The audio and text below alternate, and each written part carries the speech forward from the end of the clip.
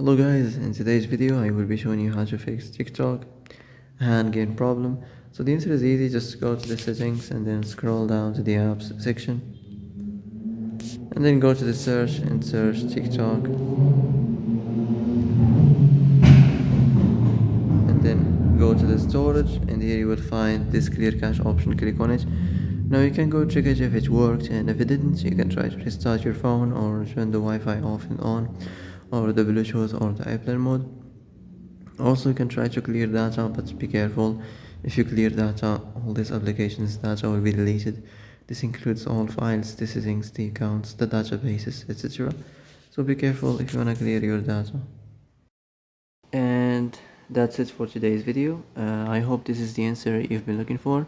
If you like this video, don't forget to like and subscribe, and see you in the next video. Thanks for watching.